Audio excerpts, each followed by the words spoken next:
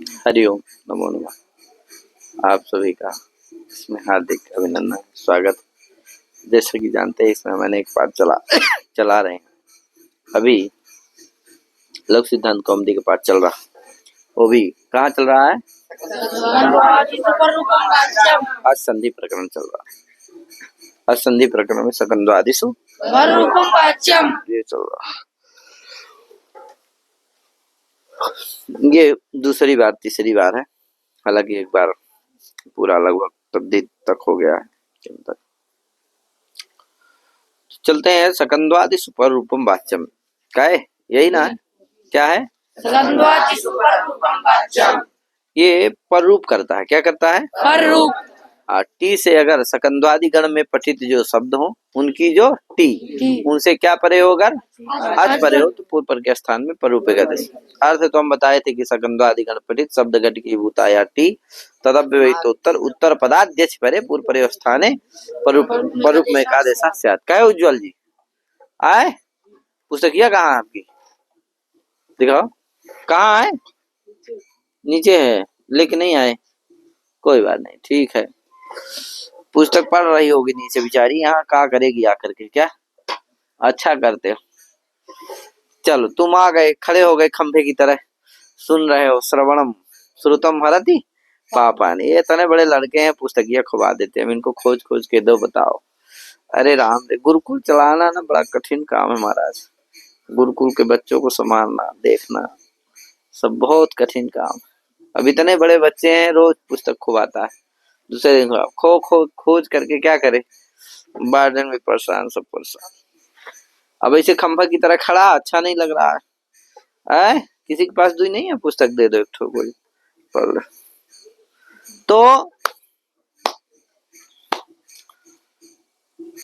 तो दे दो। कोई है पुस्तक? पा गए? हाँ जी, हाथ उठाओ। क्यों नहीं लाते हो यार?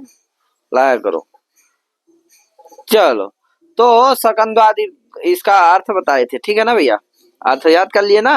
इसमें बहुत सारे लोग याद कर लिए, बहुत सारे लोग सिद्ध महापुरुष हैं तो याद नहीं किए। क्या यार? तो सिद्ध नहीं किए, उनके लिए फिर हालांकि फिर चलवा रहा हूँ। देखो उनमें क्या कर रहे हैं। संज्ञा प्रकरण है, कुछ लड़के याद कर लिए हैं, कुछ नहीं याद किए। अभी ऐसे भी हैं इसमें 10 4 5 3 4 तो एकदम सिद्ध महापुरुष। चलो, तो क्या हुआ?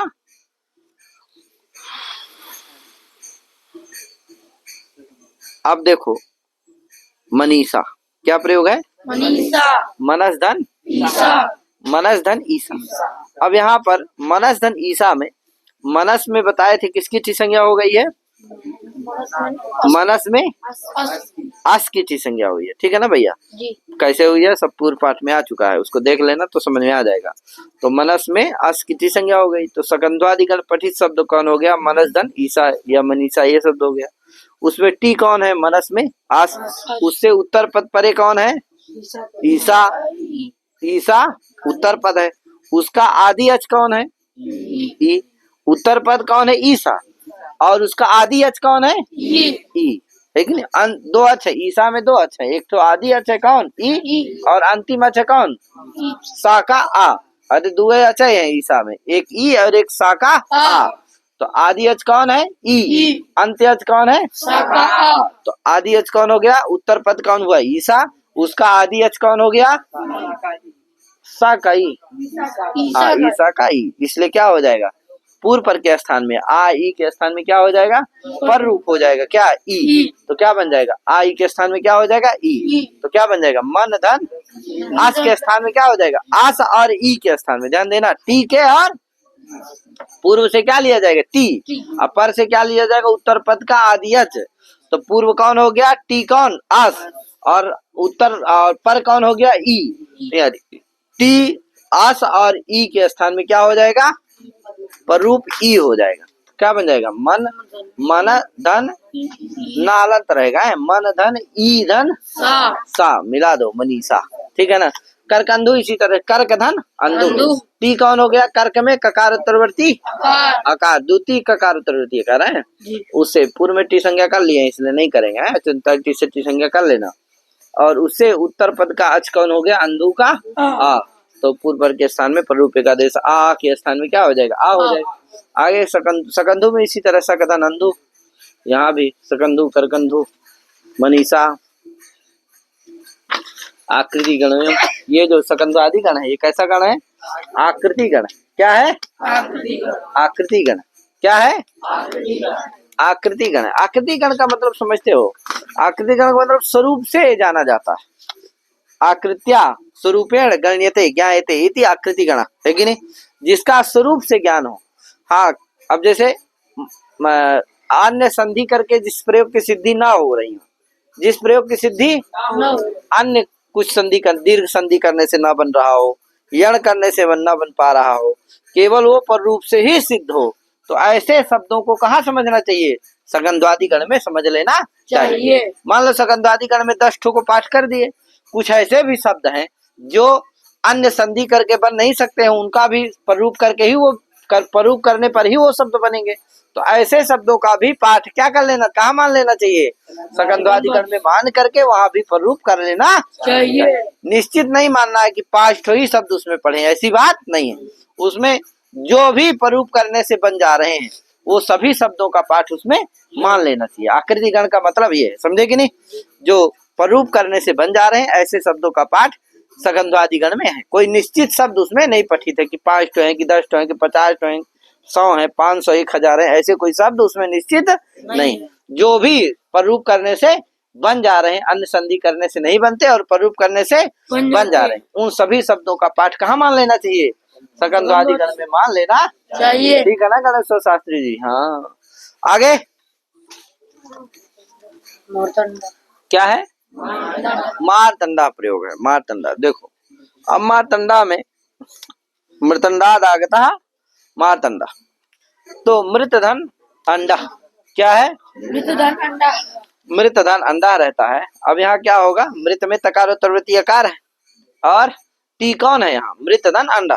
क्या करेंगे यहाँ? प्ररूप पहले कर लेंगे। तो टी कौन है यहाँ? मृत में तकारोत्तरवृत्ति अकार, उससे उत्तर पद का आज कौन है? अंडा का आ। तो पूर्व पद के स्थान में प्ररूप होकर के क्या बन जाएगा? मृतंड बन जाएगा। क्या बन जाएगा? अमृतंड से फिर क्या करेंगे? अण प्रत्यय करेंगे। मृतंडाद आगता ऐसा विग्रह करने पर, क्या करने पर?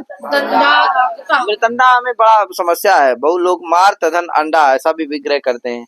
मृत धन अंडा, इनमें क्या करें? तो क्या करना चाहिए? मृत धन अंडा ऐसा ही विग्रह करना चाहिए। मार तधन अंडा ऐसा विग्रह नहीं करना चाहिए। ठीक है ना भैया? तो मृत धन अंडा यहाँ क्या हो जाएगा? प्ररूप करके क्या बन जाएगा? मृतंड बन जाएगा। क्या बन जाएगा? अब फिर मृतंडाद आगता क्या विग्रह करेंगे? 2 बार बोलो भैया।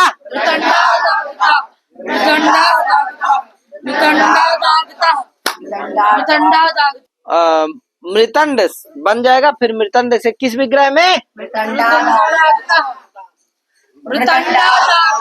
इस विग्रह में क्या करेंगे? अण प्रत्यय करेंगे। तो मृतंड, मृत धन, मृत, मृतंड, गसी और अंड। मृत, अरे मृतंड तो बनी गया। तो मृतंड गसी, इससे क्या करेंगे? अण प्रत्यय कर देंगे। तो क्या बन जाएगा? मृतंड गस अण। अब फिर क्या? तद्धितांत तत्प्रसंज्ञा शुभ का लुक होकर के मृतंड अण बन जाएगा। क्या बन जाएगा? मृतंड अण। अण में क्या बचता है? केवल आ। तो क्या बन जाएगा? मृतंड आ। क्या बन गया? मृतंड आ। अब पूर्व की क्या हो जाएगी? अचिभा में एक सूत्र है, उससे क्या हो जाती? भा संज्ञा हो जाती और यसे जैसे आकार का लोप हो जाता है। तो मृतंड आ मिला दो, डहलंत हो जाता मृतंड, आगे आ, अण का आ मिल जाएगा तो क्या बन जाएगा? और एक चीज और ध्यान देना, वो आ क्या है? अण। अण आ किसका है? वो अण का है ना, इसीलिए क्या है? वो ऋत है। क्या है? ऋत है। अड़ित होने से आदि अच को क्या हो जाएगा? अचोड़ित सूत्र है, उससे क्या हो जाएगा? हाँ, उससे अचोड़ित से नहीं होगा, तद्धित स्वचम आदेश होगा। किससे होगा? होगा। हाँ, तो क्या हो जाएगा? आदि अच को वृद्धि हो जाएगी इससे। तो आदि अच कौन है? मृतंड में, मृ में री, उसको वृद्धि हो जाएगी। क्या? री को वृद्धि क्या होती है? आ। तो क्या बनेगा? मारतंड। मारतंड अ मिला दो, मारतंड। ठीक है ना? आगे सु आएगा, सु करो तो सर क्या बनेगा? मारतंडा। इस तरह से प्रयोग बन जाता है। आज मैं यात्रा से आया हूँ, 2 दिन की यात्रा में कहीं गया था। काफी व्यस्तमय कार्यक्रम रहा, लेकिन फिर भी पाठ होना चाहिए, इस उद्देश्य से गैप नहीं कर रहा हूँ, पढ़ा रहा हूँ। थोड़ा सा इधर उधर कुछ हो जाए तो समझ लेना, ठीक है ना भैया। बोल दे रहा हूँ चलिए 2-4 बार, तो समझ गए कि नहीं। तो मृतंड एक बार वो बोल दे रहा हूँ, मृतंड पहले क्या बनना, मृत धन अंड। अब फिर क्या करना, परूप कर लो, टी संज्ञा परूप। टी संज्ञा किसकी होगी, मृत में तकार उत्तरवृत्ति आकार की। तो मृत धन, तो ता के आ की क्या हो जाएगी, टी संज्ञा हो जाएगी। तो मृत फिर सकंद्वादिश पर रूपम वाच्यम लगा लेना। तो ताकि आ और अंड का दोनों में क्या करना, परूप कर देना। तो क्या बन जाएगा, मृतंड बन जाएगा। क्या बन जाएगा, मृतंड।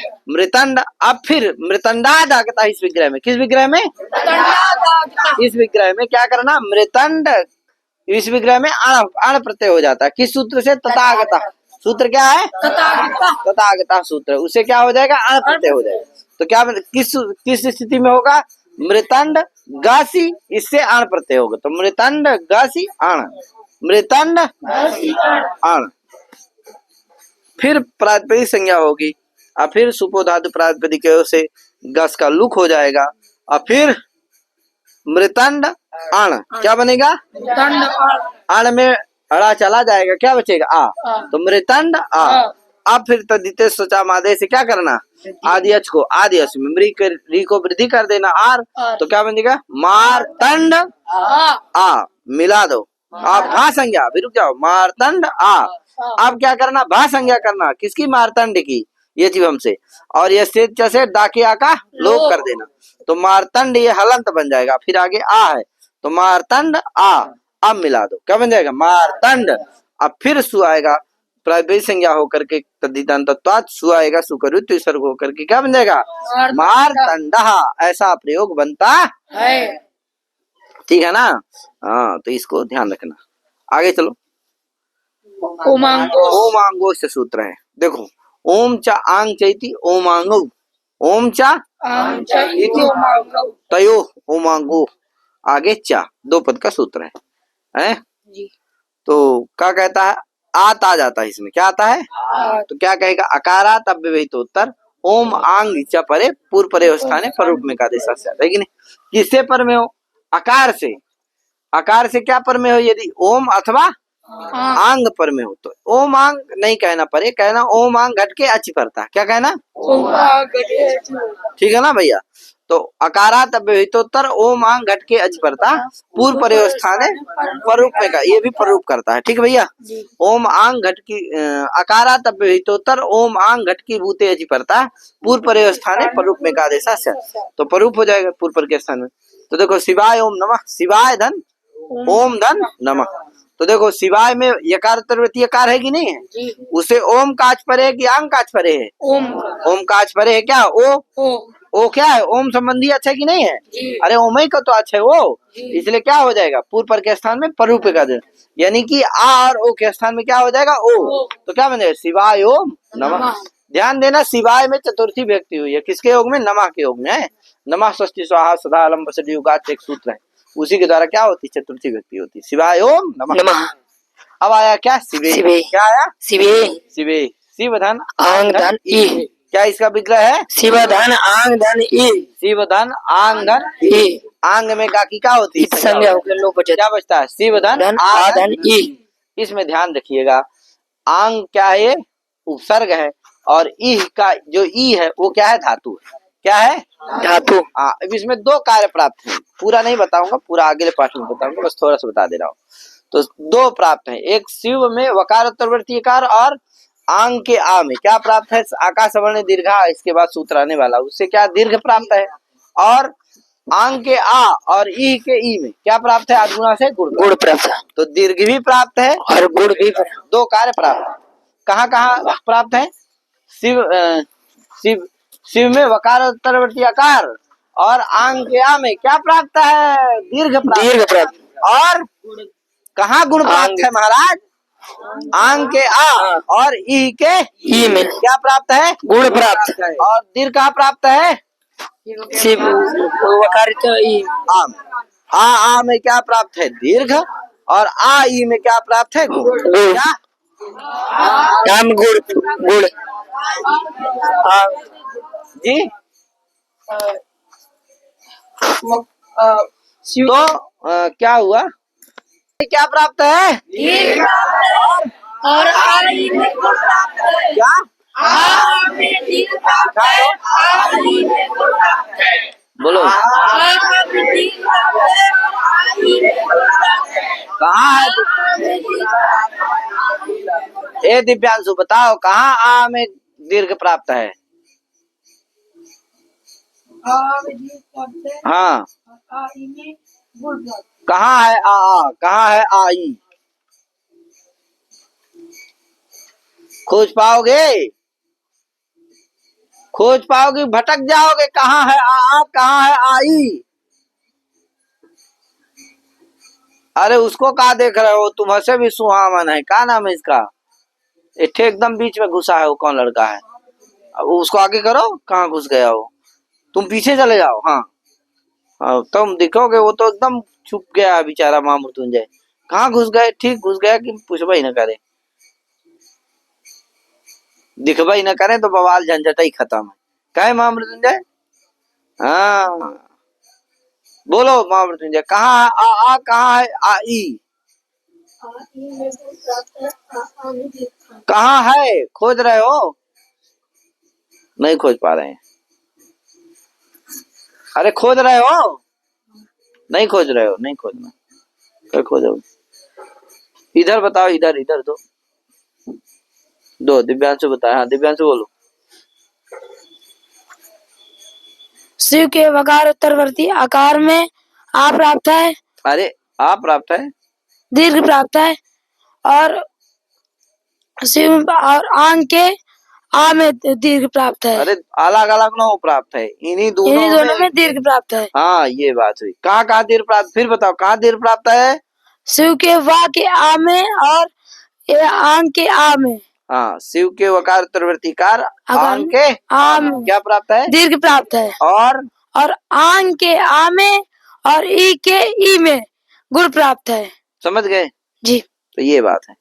तो गुण भी प्राप्त है और दीर्घ भी प्राप्त है। कहाँ प्राप्त है? समझ गए। एक चीज और ध्यान देना, आंग का आंग क्या है? ये उपसर्ग है। और ई का ई क्या है? धातु। क्या है? और एक उपसर्ग है। परिभाषाएं हैं दूसरे, याद करके आना। धातु उपसर्ग निमित्तकम कार्यम अंतरंगम तद्भिन्नम बहिरंगम, है कि नहीं?